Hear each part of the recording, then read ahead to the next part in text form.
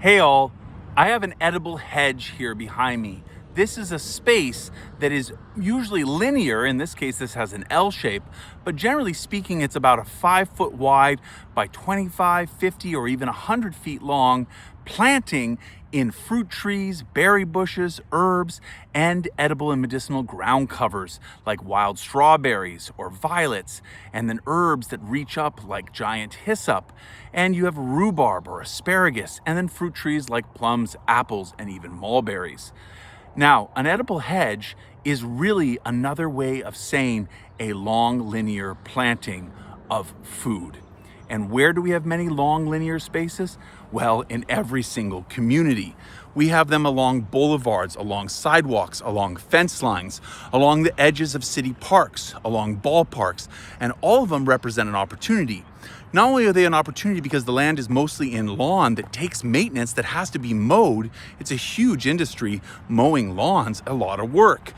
But they're also an opportunity because if we use those lines, those simple straight lines, and we can create simple straight plantings that are easy to maintain for the little jobs that are needed to tend our fruit trees, our berry bushes, our herbs. So taking those long linear spaces are a great opportunity, and they happen to be really efficient ways of utilizing our landscape because all around us are those same common linear spaces, those fence lines, those edges of our sidewalks and parking lots, and even here, this green space right beside this church.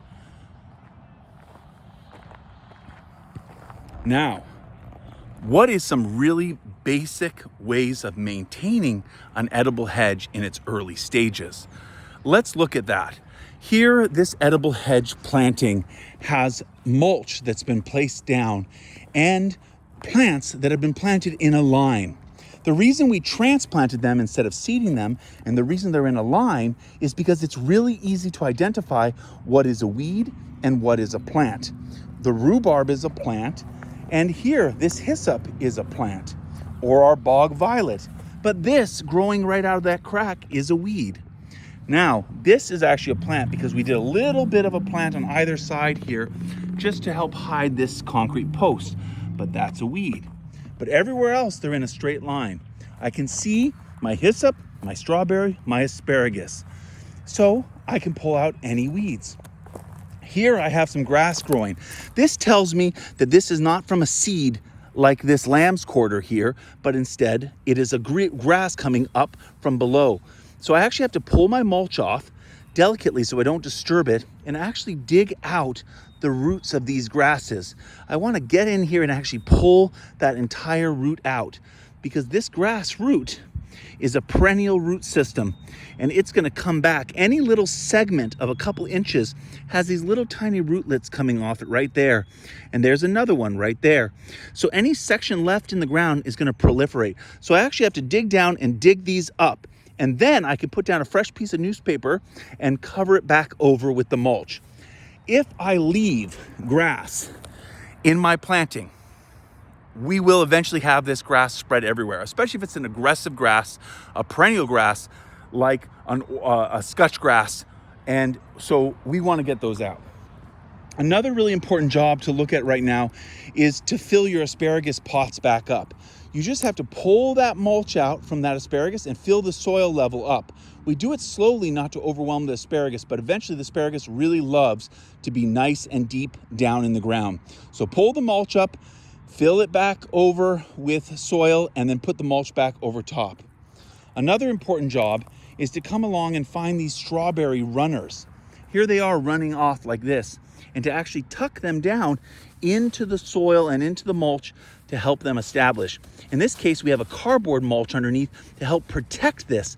So if we want this to establish, what we can do is actually put a little bit of soil right here and tuck it into that soil. A little bit of soil.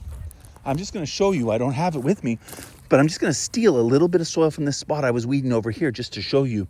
I just take this little bit of soil because I have this cardboard down to help keep weeds out.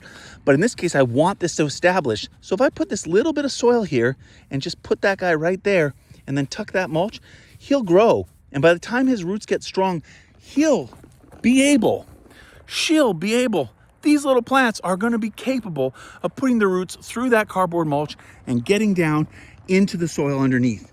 Because the fact that we've used that cardboard mulch and then this type of mulch, this cattail mulch over top and the chip mulch, that's why we're able to make sure to keep this relatively weed free.